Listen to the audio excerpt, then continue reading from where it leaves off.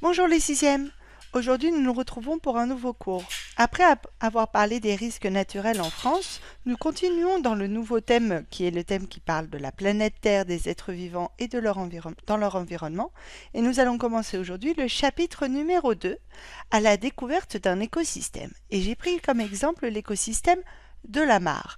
Donc dans votre cahier, on écrit en rouge chapitre 2, à la découverte d'un écosystème. La mare. Alors, on écrit une petite introduction. C'est quoi un écosystème?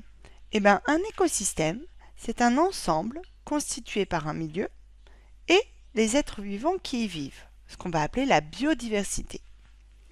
Il existe un grand nombre d'espèces dans un même écosystème et de nombreux écosystèmes sur notre planète Terre.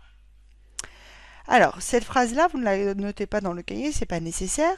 Mais dans ce chapitre, vous allez voir que nous allons nous intéresser à l'écosystème de la mare.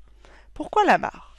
Eh bien parce que près du parc, qui est à côté du collège, où nous avons habituellement cours, il y a une mare. Donc dans la première partie aujourd'hui, que nous allons faire ensemble, je vous demande de noter dans votre cahier le grand 1, étude d'un milieu de vie, la mare. Si vous avez la possibilité de sortir maintenant que vous allez vous promener au parc des Olympiades, donc qui est pas très loin du collège, vous pouvez trouver une mare, une petite mare. Partons à sa découverte. Je vous demande de coller la feuille de l'activité numéro 1 qui concerne le chapitre 2 du thème B et qui s'intitule « Étude d'un milieu de vie, la mare ». Si vous n'avez pas la possibilité d'imprimer, n'hésitez pas à laisser de la place dans votre cahier et je vous donnerai la photocopie dès que nous nous reverrons. Lisons ensemble la petite introduction de cette nouvelle activité. Dans un même écosystème, les différents êtres vivants interagissent les uns avec les autres. Les prédateurs chassent leurs proies, qui sont elles-mêmes les prédateurs d'autres espèces. Ils forment ainsi ce qu'on appelle une chaîne alimentaire. Ça devrait vous rappeler des choses. On a vu au cours de l'année qu'est-ce qu'était une chaîne alimentaire et comment on pouvait construire les chaînes alimentaires. Aujourd'hui, on comprend aussi que quand plusieurs chaînes alimentaires interagissent ensemble, on va parler de réseau trophique. Quand une espèce disparaît, évidemment, les autres espèces risquent de disparaître à leur tour. On s'intéresse à la mare et aujourd'hui, on va essayer de comprendre, de trouver quelles sont les espèces que l'on trouve dans l'écosystème de la mare et quelles relations existent-ils entre ces espèces. Alors, pour répondre à ces questions, nous allons, à partir des documents suivants, essayer de répondre à ces petites questions qui sont ici de A à E et qui finalement permettront de comprendre la problématique et de répondre à ce que nous cherchons. Regardons ensemble les premiers documents. Document numéro 1, ce que je vous propose, c'est un schéma qui présente les différentes espèces qui peuplent la mare. Alors on voit ici donc cette étendue d'eau, la mare est donc une étendue d'eau. Alors, si on observe les différentes espèces que nous avons, alors on a ici des numéros à chaque fois. Chaque numéro nous indique ici quel est le nom de l'espèce qui est représentée. Alors je peux voir un héron. Le héron, c'est cet oiseau grand avec un long bec qui se dresse sur deux longues pattes. Des hirondelles, ce sont ces petits oiseaux ici. Des canards, évidemment. Ici, vous avez le numéro 3. En numéro 4, la grenouille. Le numéro 5, c'est le tétard. C'est le bébé de la grenouille. Numéro 6, on a un dithyque. Le dithyque, c'est un insecte qui vit dans l'eau. En numéro 7, on a le brochet. C'est un poisson.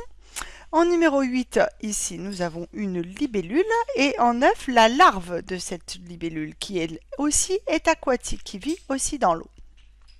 Le numéro 10, il est ici, c'est un triton. Le triton est un animal amphibien qui vit principalement dans l'eau.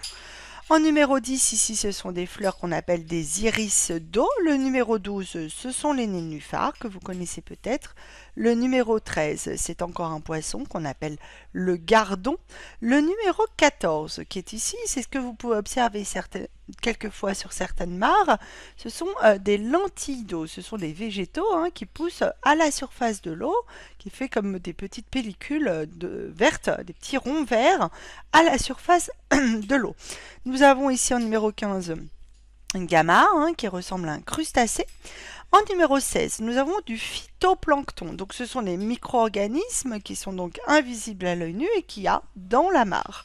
En numéro 17, ici, nous avons une larve de moustique.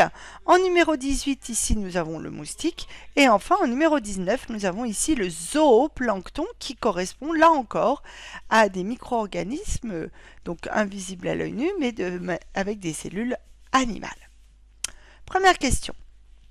À partir du document 1, donne quelques exemples d'êtres vivants qui peuplent la mare.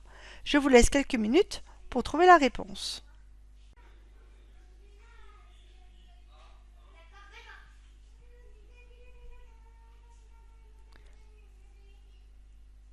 Alors, pour celles et ceux qui auraient besoin d'une correction, voici la correction que je vous propose. D'après le document 1, on trouve près de la mare des animaux, tels que par exemple les hérons, les canards, les grenouilles, de nombreux insectes. Alors, je n'ai pas cité tous les insectes, évidemment, mais il y en a plusieurs. On trouve aussi des poissons, mais on trouve aussi des végétaux, tels que les iris d'eau, les nénuphars, des lentilles d'eau, et on trouve enfin des micro-organismes, le zoo et le phytoplancton. Regardons ensuite le deuxième document que je vous propose. Alors, ce deuxième document présente 4 animaux qui ont été observés par des élèves proches d'une mare.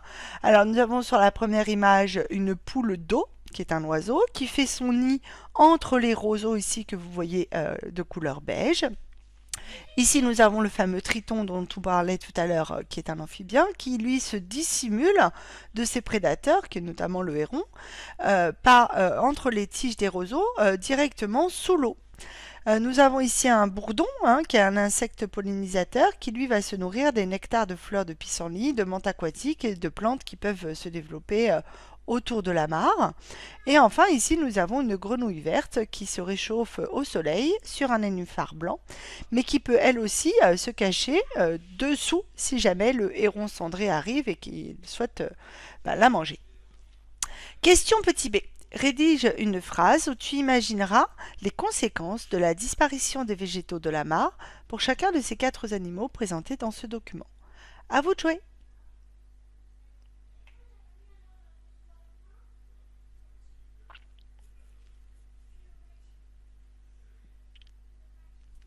Là encore, pour celles et ceux qui auraient besoin d'une correction, voici la correction que je vous propose. Si les végétaux devaient disparaître, certains animaux n'auraient plus de cachette pour se protéger des prédateurs. Comme par exemple, on l'a dit tout à l'heure, le triton qui va se protéger dans les tiges de roseau pour se protéger de son prédateur qui est le héron. Pareil pour la grenouille, qui elle ne peut pas, si les nénuphars étaient voués à disparaître, elle ne pourrait pas se protéger, pareil, du même prédateur qui est aussi le héron. Les abeilles, elles ne pourraient plus butiner, alors les abeilles ou les bourdons, les insectes pollinisateurs, et les poules d'eau ne pourraient plus faire leur nid dans les roseaux, et donc les œufs de ces oiseaux seraient voués à disparaître, et donc l'espèce. Regardons enfin le dernier document que je vous propose. Alors ce document, c'est quelque chose que vous avez déjà vu, rappelez-vous. Ce sont différents êtres vivants qui sont disposés les uns à côté des autres et qui sont reliés par des flèches. On nous indique ici que la flèche ici signifie que A est mangé par B. C'est ce qu'on appelle une chaîne alimentaire et c'est la chaîne alimentaire de la mare. À l'aide du document 5, explique quelle relation relie certains êtres vivants dans la mare. À vous de jouer! Alors, vous avez trouvé? Voici une petite correction pour celles et ceux qui encore là en ont besoin. D'après le document 5, on apprend que les morceaux de plantes aquatiques sont mangés par le tétard de grenouille, qui lui-même est mangé par le ditique doré, qui est mangé par la grenouille verte, qui est elle-même mangée par le héron cendré.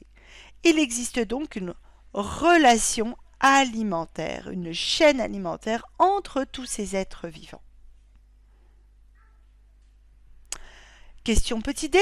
À l'aide du document 2, quelle autre relation peut lier certaines espèces vivant dans la mare? Je vous laisse quelques minutes pour y répondre.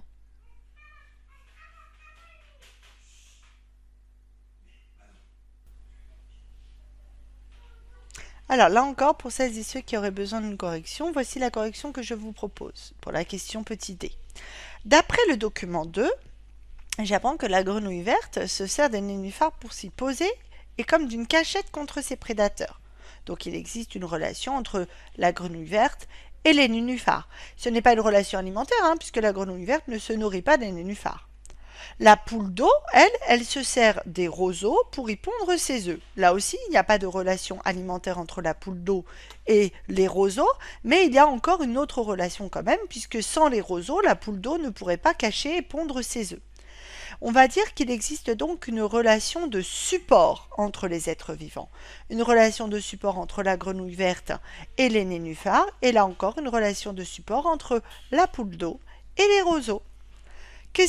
Dernière question, rédige une petite phrase qui décrit l'écosystème de la mare. Je vous laisse quelques minutes pour y répondre.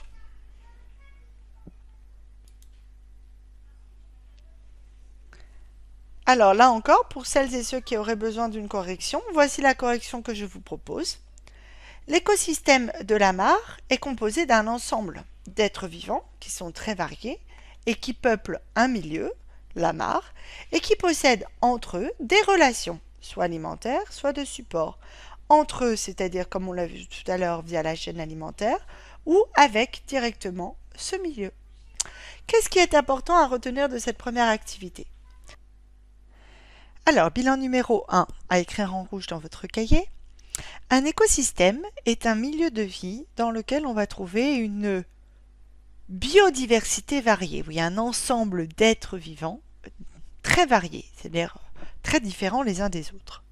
Cette biodiversité, nous avons vu qu'elle pouvait avoir des relations alimentaires entre elles, oui, ou alors des relations de support au sein de cet écosystème. J'espère que vous avez compris l'ensemble de ce cours. Si vous avez des questions, n'hésitez pas à me les poser via Pronote. Bonne fin de journée!